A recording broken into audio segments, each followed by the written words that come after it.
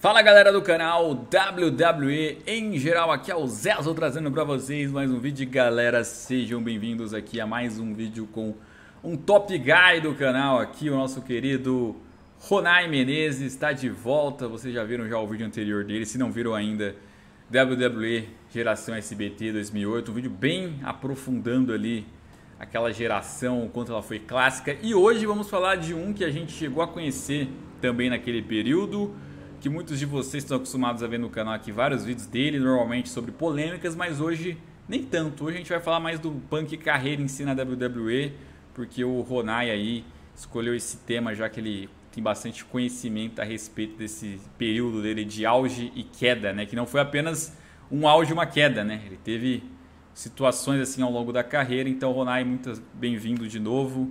Tudo bem com você? Tranquilo? Olá. Bom dia, boa tarde, boa noite, pessoal. Obrigado por me receber mais uma vez, Ezo. E hoje a gente vai explicar um pouquinho sobre a carreira do CM Punk entre 2006 a 2014, que eu gosto de chamar ascensão, auge, primeira queda, segundo auge, segunda queda e a saída amarga da empresa. Então a gente vai fazer uma viagem pela carreira dele na WWE. Boa, legal, cara. Então, o Punk, ele chega na WWE e faz sua estreia em 2007, foi isso mesmo? Em 2006, naquela ECW versão WWE, 2006. e é interessante que quando a WWE tentava colocar uns nomes que ela já tinha na empresa, naquele SW, tipo Big Show, Batista, os fãs da SW vaiavam fortemente. Mas com o Punk foi diferente, né? Quando o Punk fez seu debut, a galera apoiou imenso ele. Eu acredito que é porque ele veio direto da Ring of Honor, né? Ele não foi um nome construído pela WWE. Ele veio direto da Ring of Honor, isso bastou para ele ser apoiado. Ele foi pioneiro na chegada dos indie guys que viriam depois de outras companhias e indies pra companhia, né? Ele meio que serviu, abriu um território de Bryan, por exemplo, e depois toda a outra safra. Mas se você puxar os nomes que estrearam diretamente na SCW nessa época, acho que o Punk foi o único que teve sucesso. Tentaram outros nomes na época, mas nenhum vingou, né? O Punk foi o único que conseguiu sucesso. Bom, em 2006 e 2007 eu não acompanhei muito da carreira dele. Então eu vou resumir. Com a sua estreia, que fez sucesso, e a WWE viu o potencial nele nisso. Tanto que no Survivor Series de 2006, na Survivor Series Elimination Match, ele fez parte do combate, né? Com os DX e os Hard Boys. Ele fez parte desse combate Que nenhum deles foi eliminado, né? contra o Hardhead RKO e eu não lembro direito dos outros. Acho que era o Mike Knox, Gregory Helms e o outro eu não lembro quem estava no combate. Aí ele continuou na SW no ano de 2007 e ele teve diversas feuds. Uma feud que era para ele ter tido foi contra o Chris Benoit, que iria acontecer o combate entre eles no Vengeance, não aconteceu pelos motivos que vocês já sabem. Aí ele teve uma intensa feud com o John Morrison pelo título da SW, onde depois de 3 combates ele finalmente ganhou o título. E o manteve pelo resto de 2007. E o título da SW é o que é o Intercontinental e o United hoje em dia, um título entregue para fazer um teste para ver se o cara dá certo como um potencial main eventer, né? Então, aí em 2008 ele é transferido para o SmackDown e ele tem o seu primeiro grande momento, né? Onde ele ganha a Money in the Bank Ladder Match em 2008, né? Aí o que é para mim que começa o seu primeiro auge na empresa. Ele ganha a maleta, é transferido para o SmackDown. Aí eu lembro que ele fez o casting no Edge, se não me engano, No né? Edge. O Batista Batista atacou o Edge, retorna, ele fez, né? E aí ele tem o seu primeiro reinado como campeão mundial. Um reinado que eu considero fraco, porque foi um reinado que durou 68 dias, se não me engano. Ele só teve um combate importante contra o JBL no SummerSlam. Aí ele se lesiona e teve que abdicar do título, né? Aí quando ele volta, ainda em 2008, a WWE ainda enxerga potencial nele. Tanto que ela deu o título de duplas para ele, pro Kofi Kingston, no finalzinho de 2008, início de 2009. E ainda no início de 2009, ela dá um Intercontinental para ele. Ela fez ele ganhar em cima do William Regal, que teve um pequeno push na época, virou King of the Ring, ganhou o título Intercontinental. E a WWE deu esse título para ele. E aí veio mais um grande momento, que ele ganha a Money in the Bank Ladder Match pela segunda vez consecutiva. E até hoje, o único nome que ganhou esse combate 2 vezes. O Ed combate, The Mist sim. tiveram a mala 2 vezes, mas foi ocasião de lutar com o dono da mala na época e vencer a mala. Mas CM Punk se mantém como o único nome que ganhou esse combate 2 vezes. Pra você ver que, mesmo ele tendo perdido o título a primeira vez, ele ainda tava no auge. A WWE foi mantendo títulos mid-cards pra ele. Eu acho que a WWE pensou assim, não funcionou os planos que a gente queria pra ele ano passado por causa da lesão. Também. Vamos dar uma chance 2 então, né? Sim. Aí ele teve uma feud com o Maga, e nessa época, você sempre falou que vencedores da mala sempre ficam perdendo, né? Nessa época ele teve a feud com o Maga e saiu por cima dessa feud, marcando o último combate do Maga na empresa. E nesse mesmo pay-per-view desse combate, ele fez o cash-in novamente, dessa vez em cima do Jeff Hardy, ganhando o título mundial pela segunda vez. E aí, eu não me lembro se ele virou heel no dia desse cash-in, ou a partir do primeiro combate da longa feud que eles tiveram, mas até então ele era face, virou heel nessa época. O que contribui ainda mais pro auge dele, porque ele funciona melhor como heel. Vamos ser sinceros, né? E aí ele teve uma longa feud com o Jeff Hardy, onde eles trocaram, né, o título, eu acho que 3 combates em pay-per-views, tendo o ponto máximo combate do SummerSlam, onde ele venceu o Jeff Hardy. E aí no SmackDown seguinte, ele teve o combate contra o Jeff Hardy no Steel Cage pelo título, e se o Jeff Hardy perdesse, seria demitido. E foi o que aconteceu. Então ele saiu por cima da feud sendo um heel e ainda demitiu o queridinho do público na época. Atacando ele na rampa ainda por cima quando ele dava tchau. Isso que ele foi ainda main event do SummerSlam de 2009. Onde a gente teve John Cena versus Randy Orton, os DX versus o Legacy. E eles conseguiram ser o main event desse pay-per-view, o CM Punk e o Jeff Hardy. Mas do mesmo jeito que ele estava meio que no topo nessa época, foi aí que marca a primeira queda dele. Por quê? Undertaker voltou no SummerSlam atacando ele. Beleza. Aí eles tiveram o primeiro combate, que foi no Breaking Point, onde o combate acabou de forma controversa lá, foi o CM Punk dando tap out, mas o juiz não viu, alguma coisa, eu não lembro direito como é que foi esse combate. Realmente, eu teria que reassistir.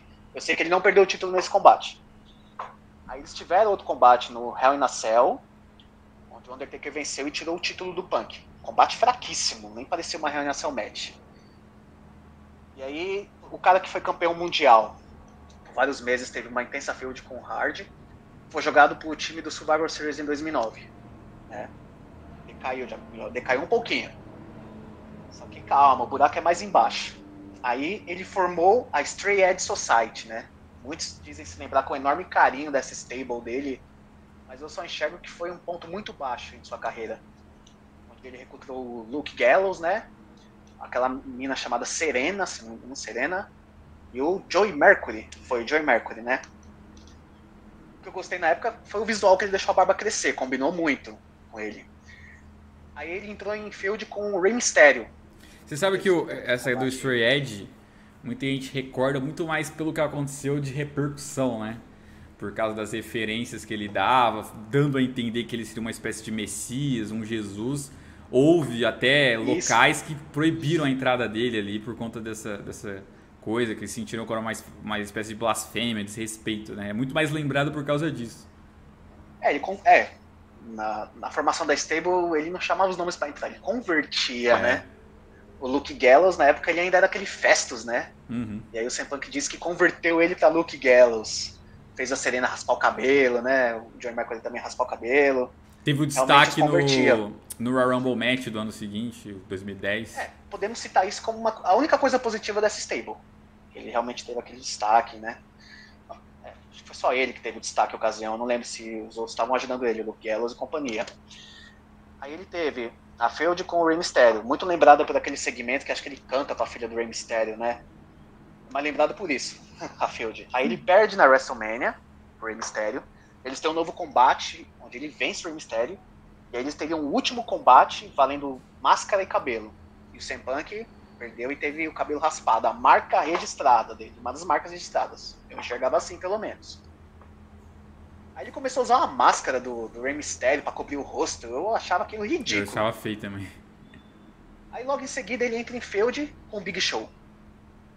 Eu já, assim, como eu tava começando ainda a assistir a WWE, eu não achei ruim entrar na feud com o Big Show. Mas vendo hoje em dia, Big Show eu considerava um cara meio irrelevante ainda naquela época. Ele foi voltar a ter relevância a partir de 2011.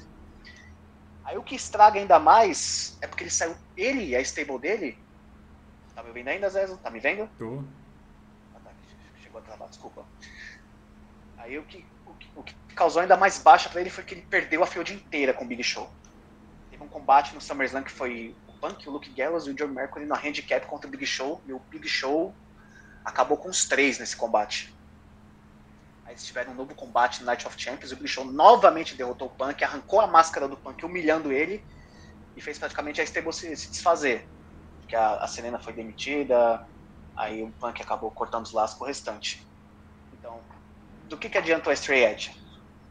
Saiu por baixo contra o Rey Mysterio, saiu por baixo contra o Big Show. Não ganharam nada nessa época. Extremamente baixo na carreira dele. Ele estava num momento tão ruim, mas tão ruim, que em setembro ou outubro houve um combate com ele e o Undertaker no SmackDown, onde o Undertaker derrotou o Punk em 2 minutos. Squashou o Punk, literalmente. Você vê como que ele estava embaixo, como ele estava praticamente um jobber, irrelevante. E aí nessa mesma época ele se lesiona e ele vira comentarista do Raw e do SmackDown. Ele ficou uns 2 a 3 meses como comentarista. Não sei se você lembra dessa época. Até que finzinho de dezembro, início de janeiro, ele toma posse da nova Nexus, né? Ele vira o líder da nova Nexus, né? A Nexus que naquela época já, né, após ter sido enterrado pelo John Cena 2 vezes, acho que ninguém mais via potencial naquela Nexus. Aí ele foi lá e virou o líder, né? Aí veio o Randy Orton e falou, deixa eu terminar de jogar fora logo isso aqui. Interessante que eles também tiveram um momento legal no Royal Rumble de 2011, né? Eles dominaram uma parte do combate. Até o Cena tirar todo mundo. Eliminar todo mundo. Aí ele entrou em feud com o Randy Orton, né? E a feud se resumiu ao Orton derrotando todos os membros da Nexus semana após semana. Até mesmo o Mason Ryan, que era um nome que teve um pequeno destaque na época. Muitos o enxergavam como o próximo Batista, né? Teve até um segmento que eu lembro muito desse segmento, que o Mason Ryan bateu o Big Show e o Kenny. Tava tendo uma treta entre a nova Nexus e o Kenny e o Big Show, que eram os campeões de duplas, e o Mason Ryan foi lá e bateu os dois.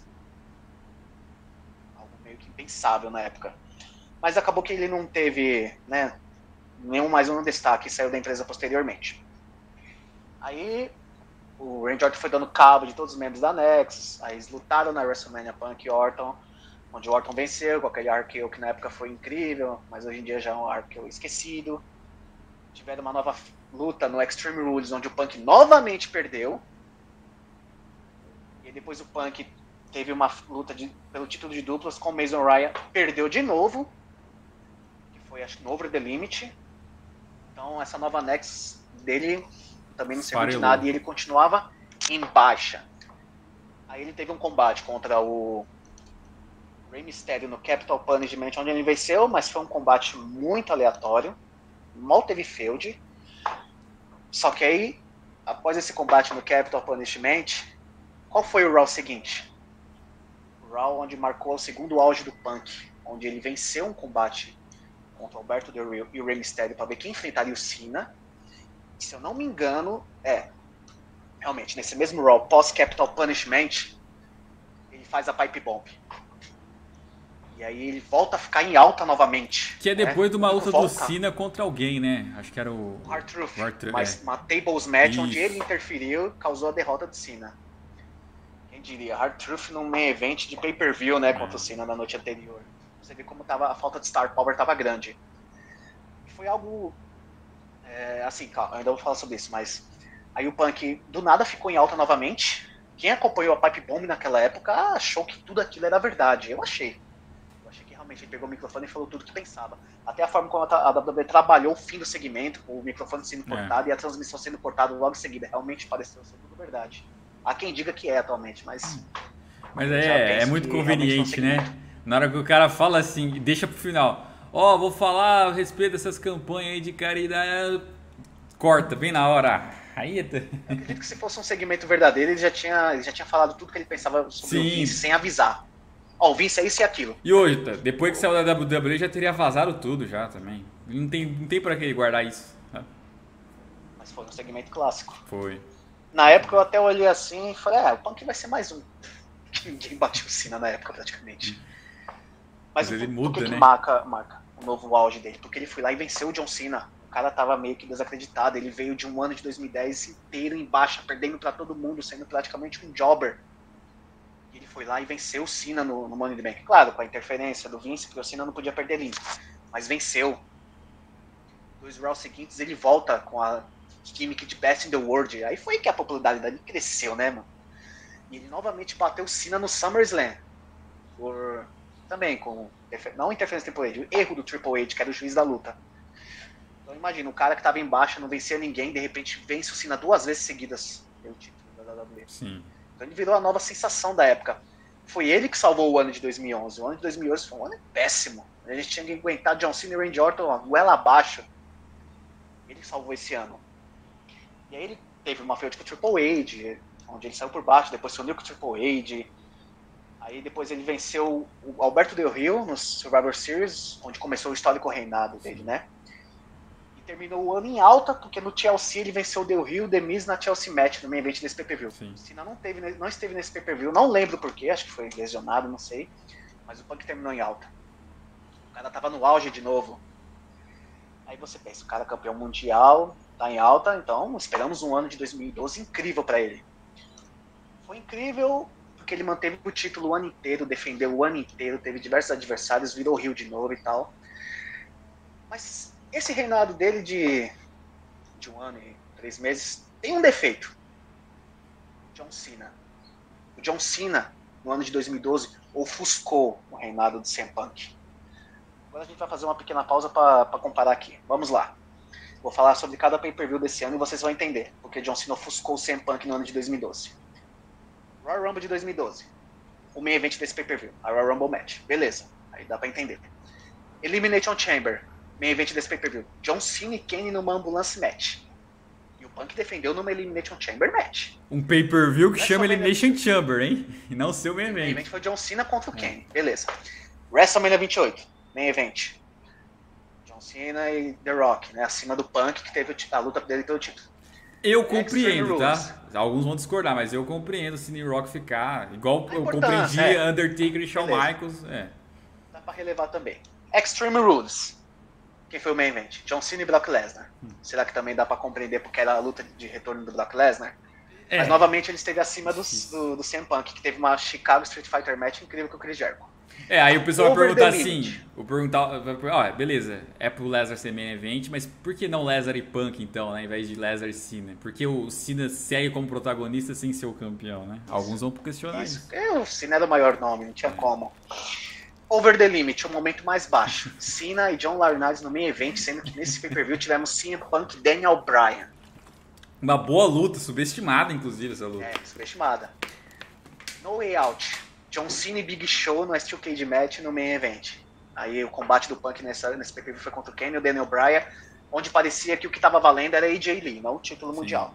Mas beleza. Eu já fiz uma série sobre o reinado do Punk e eu tenho uma crítica. Eu falo, mano, ó, esse períodozinho aí foi uma feud bem bobinha pra um cara que é campeão mundial, né?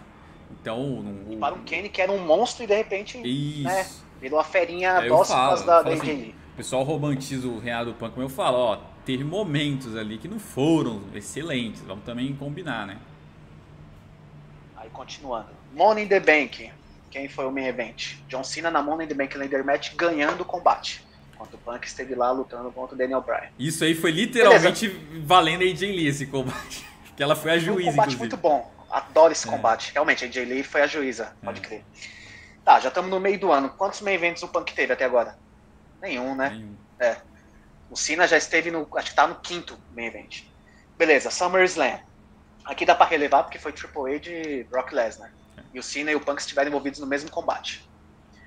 Night of Champions de 2012.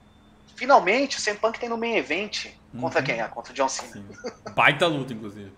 Sim, considero a melhor luta entre eles. Melhor até que a do Money in the Bank. Tecnicamente, considero, sim. Opinião minha. Hell in a Cell. Quem foi o main event? CM Punk contra o Ryback. Mas por quê? Porque o Cena se lesionou. Se o Cena não tivesse se lesionado, era ele contra o Punk novamente. Survivor Series. Quem foi o main event? Cena, Punk e Ryback. Beleza. E o Chelsea. Que foi a estreia do Shield, pra quem não se recorda, tá? Isso. Quem foi o main event do Chelsea? John Cena e Dolph Ziggler. Por quê? Porque o CM Punk estava lesionado. Então você pode pôr na conta do CM Punk 2 main events. Que tinha o Cena junto. Não, 3. Aliás, 3. Um tinha o Cena junto. 2 com o Cena junto e um com o Ryback. É. E quantos main events o John Cena teve? 9. É. Então o John Cena ofuscou totalmente esse reinado de CM Punk. Inclusive eu acho uma hipocrisia da WWE vender que o ano de 2012 o John Cena foi o pior ano da carreira dele, blá blá blá. O cara foi o main event o ano inteiro e ainda ganhou a maleta. Lutou contra o The Rock, contra o Brock Lesnar. Como que foi o pior ano do cara, velho? Em defesa, é que eles queriam construir que a derrota do The Rock mexeu com ele, né? Em defesa, é porque ele não ganhou o Mundial, né? Depois daquela... Quer dizer, ele ganhou, na verdade, né? Que ano você fala? 2012? 2000... Depois que ele perde pro The Rock em 2012, ele chega a ganhar Mundial, não chega? Não, ele só volta a ganhar o título na WrestleMania 29 contra o The Rock novamente. The Rock, né? Eu tô confundindo com a feud com o Del Rio, né? A gente tinha o título mundial nessa época ainda, né? Ele tava com o Sheamus. Foi o Sheamus que foi campeão. Sheamus. O título ele mundial, ele tava... se eu não me engano. O título mundial, ele tava muito irrelevante nessa época. Sinceramente, ele não foi o que era lá nos anos anteriores. Então, a ideia é, o Cena esteve em baixa porque ele nunca mais conseguiu ser campeão, falhou um casting. Então, ele só tem como ele resolver se ele acabar com o The Rock, porque aquilo tá na cabeça dele ainda, tá? Essa era a ideia, digamos assim. Aí chegamos a 2013, onde o CM Punk perde pro The Rock. E é aí que marca a segunda queda dele na empresa. Assim, o ano de 2013, eu considero um ano divertido na carreira do Punk, porque ele teve combates contra o The Rock, Lesnar, Undertaker. Mas vamos por partes. Ele perde pro The Rock 2 vezes seguidas e vai lá na WrestleMania enfrentar o Undertaker, no que eu considero o melhor combate daquela WrestleMania. Combate divertidíssimo. Mas aí ele perdeu pro Undertaker. Aí ficou afastado, voltou no... não lembro o nome do pay-per-view agora, Payback, onde enfrentou o Chris Jericho, derrotou, mas o Jericho sempre foi meio que um freguês dele. Aí ele lutou a Money in the Bank Ladder Match, onde perdeu por interferência do Paul Heyman. E aí começa a feud com o Paul Heyman, onde no SummerSlam ele lutou contra o Brock Lesnar. Eu considero o melhor combate do ano de 2013. E perdeu também, mas essa feud ela foi construída de forma errada. Porque depois que ele foi derrotado pelo Lesnar, ele continuou a feud. Mas ele foi lutar com o Curtis Axel e encerrou a feud lutando com o Ryback, sendo que deveria ser totalmente o contrário. Sim, tem gente até que acha que começa ao contrário, né? Que ele começa com o Curtis Axel e depois vai pro Lesnar. Mas foi o oposto. Pra quem tem a memória mais, assim... Eu, por exemplo, durante o tempo foi... Durante o tempo eu tinha a memória de que, tipo... tinha sido o Curtis Axel que tinha dado o Paul Heyman e depois o Lesnar que voltou pra auxiliar ele, né? Eu pensava assim antigamente, na minha memória. Desculpa, não entendi. Você falou o quê? Na minha memória, eu pensava que o Curtis Axel primeiro tinha rivalizado ali, ajudando o Paul Heyman, e depois o Lesnar vinha, né? Porque é muito esquisito você pensar que começa com o Lesnar e depois vai pra Curtis Axel. No SummerSlam foi contra o Lesnar, no Night of Champions foi contra o Curtis Axel, com o Ryback invadindo a luta no final e causando desqualificação. Aí a feud se encerra no Hell in a Cell contra o Ryback. Então, foi totalmente ao contrário. Aí no Survivor Series ele se aliou ao Daniel Bryan para enfrentar o White Family. Se eu não me engano, eles venceram. E ele terminou o ano derrotando a Shield num combate de handicap. Mas por que eu considero o ano de 2013 a queda dele? Ele lutou contra 3 grandes nomes. The Rock saiu por baixo. Brock Lesnar saiu por baixo. Undertaker saiu por baixo. Ele teve suas vitórias, mas foi contra nomes que não tinham a grandeza desses 3 nomes. Fora o fato dele não ter lutado mais pelo título mundial depois que ele perdeu pro The Rock. Eu acho que isso foi cansando ele, porque ele foi colocado em combates importantes, mas ele saiu por baixo, né? E eu acho que amargou ele não ter estado no main event da WrestleMania 29. Ele podia ter sido colocado naquele combate contra o John Cena. Fez uma temporada que merecia. Com o título. Ele poderia ter sido colocado com o título, ainda sendo campeão. Ele teria tido o main event sonhado dele. Aí chega 2014, ele vai lá, participa da Royal Rumble Match. Eu não cheguei a pesquisar a fundo, né? Mas eu vi dizer que aquela eliminação que o Kenny causou nele não estava meio que no script. Eu não sei direito, parece que o Punk ele queria realmente ganhar aquele Rumble porque ele queria ir para o main event da WrestleMania 30. Mesmo já sabendo que quem ganharia era o Batista. Agora eu não sei se ele iria tentar ganhar passando por cima dos oficiais ou se ele iria ser eliminado por último. Só que parece que o Kenny ter eliminado ele não estava no script, foi o que deu a entender. De comentários na época, de muita coisa que eu li na época sobre. Não, eu acho que nunca cheguei a ver sobre isso, mas me parece muito conspiração isso. Não, Que ele ainda é quebrado na mesa depois, né, não? O Punk saiu da empresa logo após o Royal Rumble. É. Se ele já estava todo estressado e de saco cheio, por que ele não saiu antes? Eu acredito que ele entrou no Royal Rumble match com uma esperança ainda de tentar... É que a saída dele, inclusive, faz muito sentido tá no script, porque ele fala, né, que ele chegou no Triple H, chegou no Vince, ele fala, vocês deram a vitória, vocês estão vendo o que aconteceu, vocês deram a vitória pra ele, né, pro Dave, falando do Batista. Olha como o público tá reagindo, era o momento do Bryan, tá ligado? Então ele já sabia que ele não venceria, por exemplo, né? Ele já sabia que não era pra ser ele. E já estava criticando, inclusive, a decisão de o Batista ter vencido. Então, eu acho que pelo discurso que ele deram... E eu acho que ele já teria falado já dos dias de hoje, confirmado que não, eu ia tentar vencer e tal. Ou me falaram que eu ia vencer, me eliminaram de última hora. Não acho que... Isso provável que ele sim, já sabia todo o script, né, do Royal Rumble.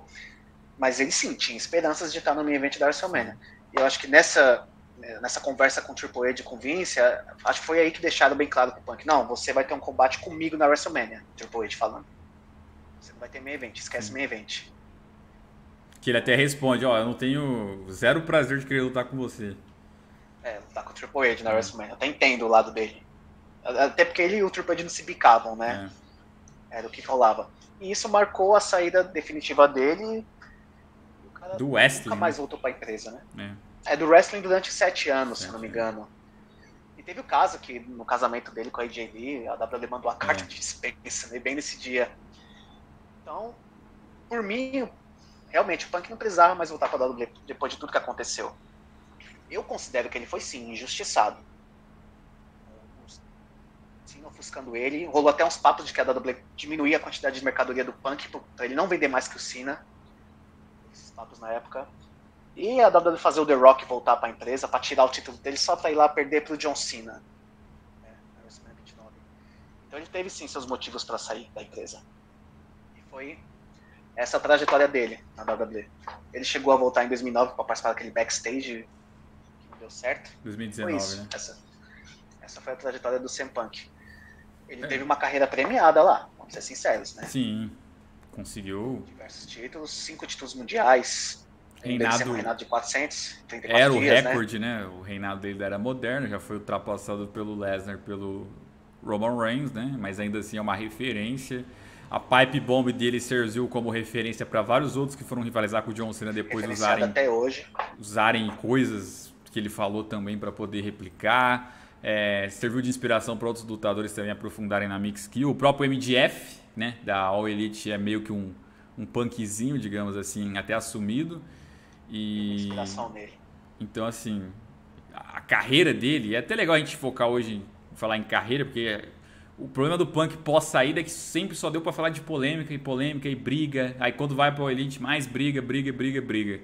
Né? E a gente esquece o quão vitorioso foi esse cara, né? E o quanto ele tem uma história tão interessante dentro da WWE. Até mesmo nas quedas, dá pra gente estudar a respeito de quanto isso acontece, não só com ele, mas com vários outros também, né?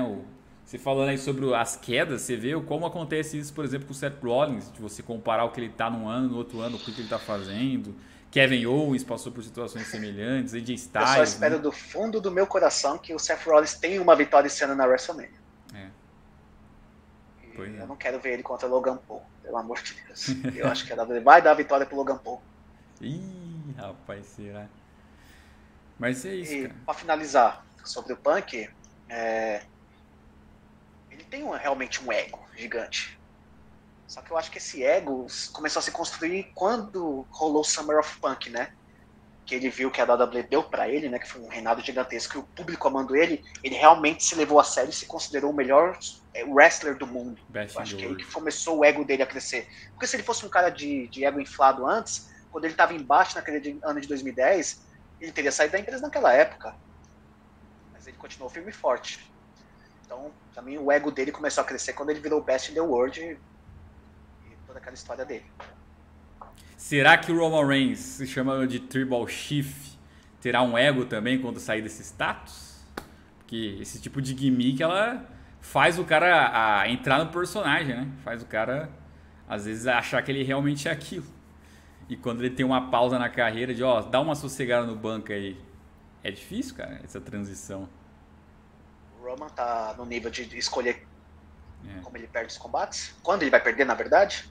Eu acho que ele tá até mais que o Punk, hein? Porque ele realmente, eu acho que ele só perde se ele quiser. Quando perde ou vence. Ele só perde se ele quiser, hoje em dia. Tipo assim, ó, não quero mais ser campeão. Aí sim, no nível que ele chega hoje, né? Já é um nível misturado com o que era o Lesnar também. Acredito que ele teve o poder de dizer, ó, a partir de então, agora eu vou ser mais part-time e vou aparecer menos, beleza? E seguiu com os dois títulos. Cedeu. Cedeu. Não tiraram nem então, nada ele dele. tem sim um enorme poder. É.